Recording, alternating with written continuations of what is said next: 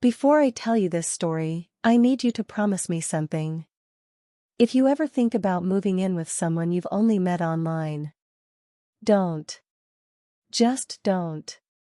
What I'm about to tell you happened to me 6 months ago, and I'm still dealing with the trauma.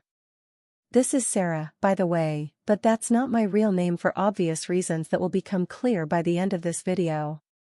I was 22, fresh out of college, and desperately looking for a cheap place to live in Los Angeles. You know how expensive it is here. I was scrolling through roommate apps when I found her profile.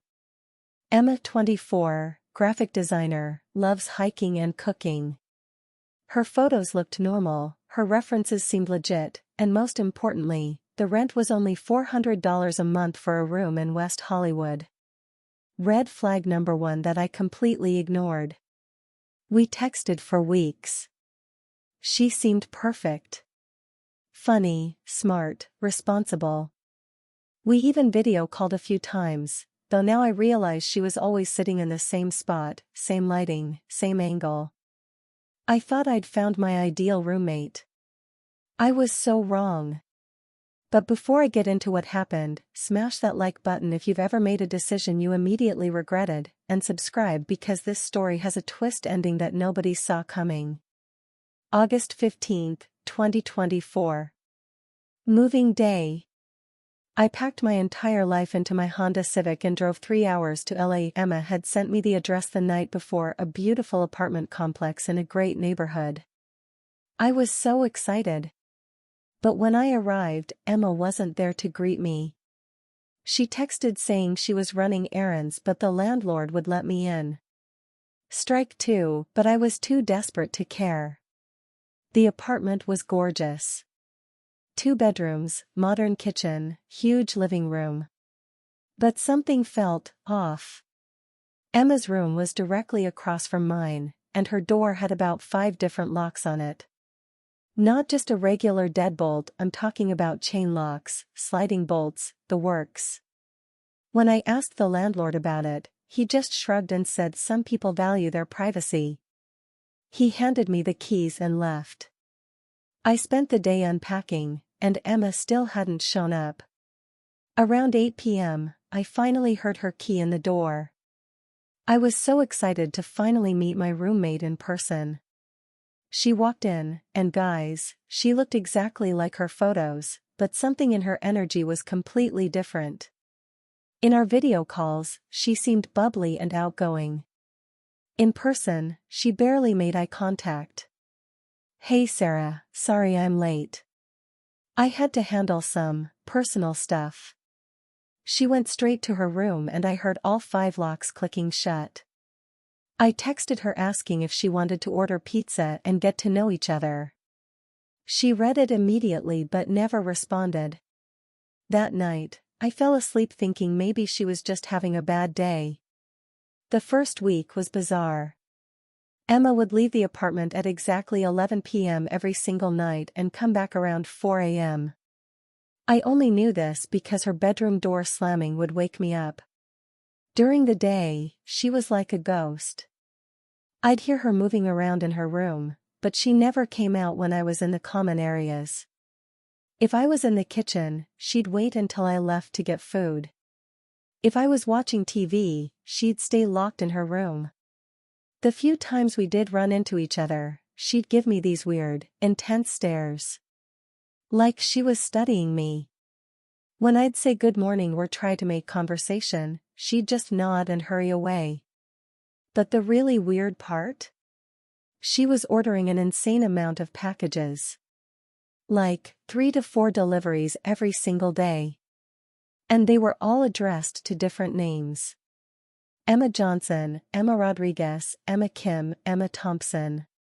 When I asked her about it, she said she was helping friends who couldn't receive mail at their places. Another red flag I ignored. Then came the phone calls. Every night around 2 a.m., I'd hear her on the phone speaking in this weird, fake voice. Sometimes she sounded like a completely different person, different accent, different tone. One night she was speaking with a southern drawl, the next night she sounded like she was from New York. I started documenting everything in my notes app. Call it intuition, but something told me I needed to keep track.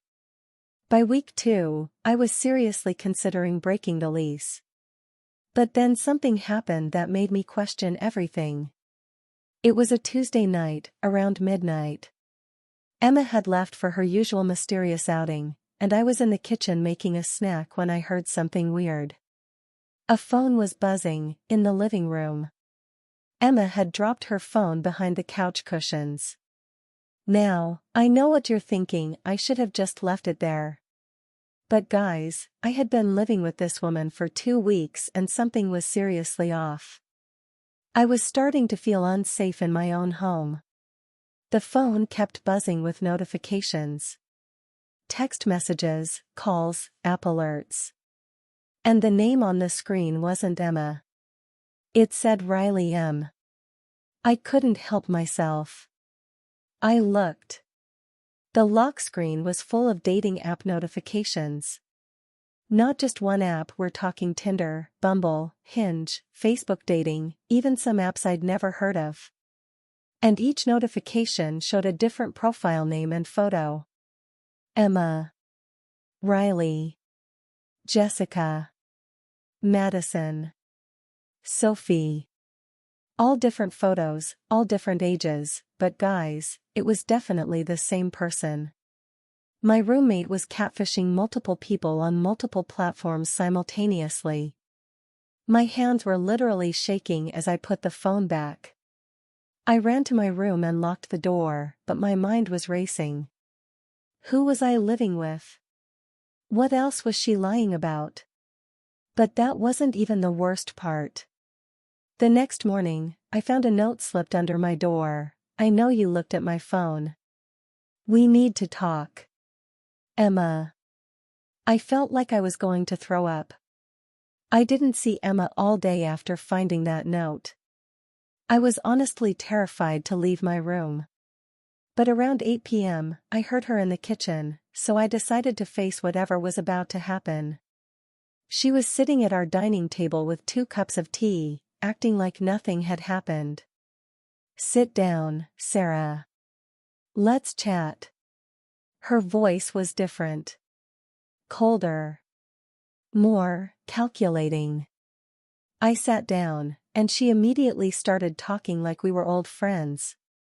So, you're probably wondering about the phone situation.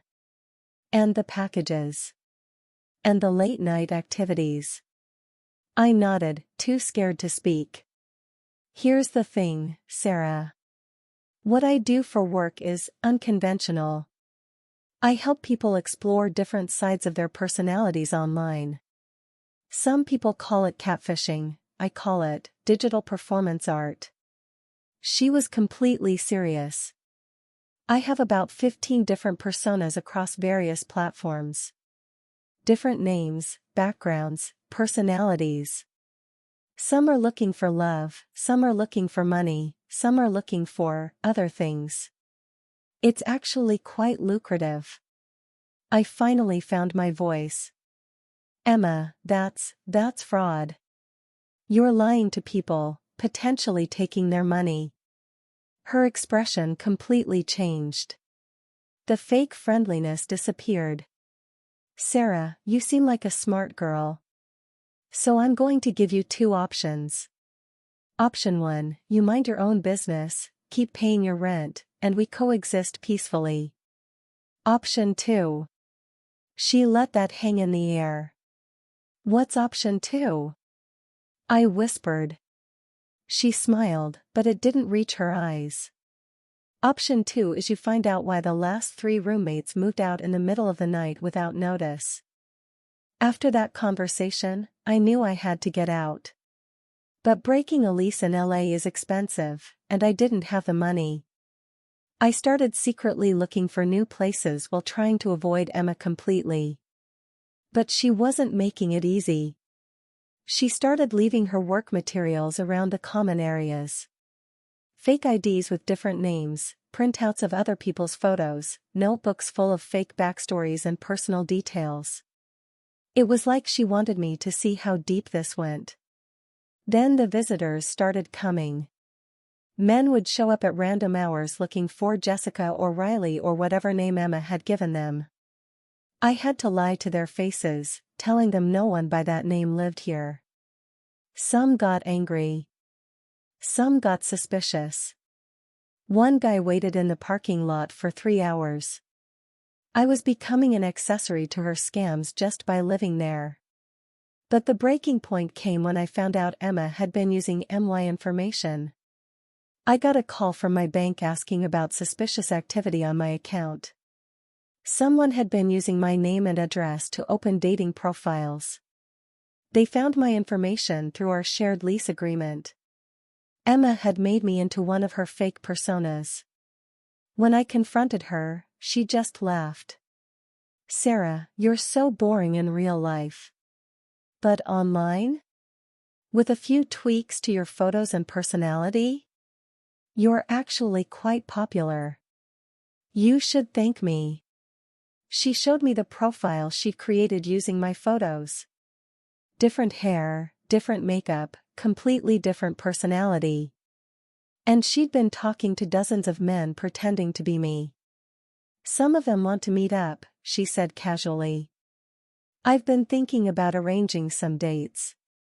For research purposes, of course." That's when I realized I wasn't just living with a catfish. I was living with someone who was completely detached from reality, and possibly dangerous. That night, I made a plan. I waited until Emma left for her usual 11 p.m. outing, then I started packing. I called my parents, told them I was coming home immediately, and started loading everything into my car. But guys, Emma came back early. I was carrying my last box when I heard her key in the door. I froze. She walked in, saw my boxes, and her whole demeanor changed. Not angry, worse. She looked excited. "Oh, Sarah. You can't leave now. Things were just getting interesting." She pulled out her phone and showed me something that made my blood run cold. She'd been taking photos of me without my permission. Sleeping, showering, changing clothes. Hundreds of photos. "I've been documenting everything for my research. You're part of a bigger project now. About how people react to stress." I realized she wasn't just a catfish. This was way more sinister. I grabbed my keys and ran for the door, but Emma blocked my path. "The thing is, Sarah, I really need you to stay. See, I've been telling people online that Sarah Yu wants to meet them. And I've already arranged several dates for this week. It would be very disappointing if you weren't available." That's when I understood. Emma wasn't just using my photos for catfishing. She was planning to force me to go on dates with strangers who thought they'd been talking to a completely different person. I pushed past her and ran to my car. As I was driving away, she was standing in the doorway, filming me with her phone, smiling. The next morning, I filed a police report for identity theft, harassment, and stalking. But when they went to the apartment, Emma was gone. Completely disappeared. The landlord said she'd paid her rent through the end of the month and left a note saying she was traveling for work. But here's the crazy part and why I'm telling this story anonymously. Last week, I got a friend request on Instagram from a profile using my photos. Different name, different bio, but definitely my face. She's still out there, guys. Still using my identity. And probably looking for her next roommate. So please, if you ever think about moving in with someone you've only met online, trust me, it's not worth the risk. No matter how desperate you are for cheap rent. And if anyone watching this recognizes the story I just told, run. Just run. If this story helped you avoid a dangerous situation, please like and subscribe. And stay safe out there.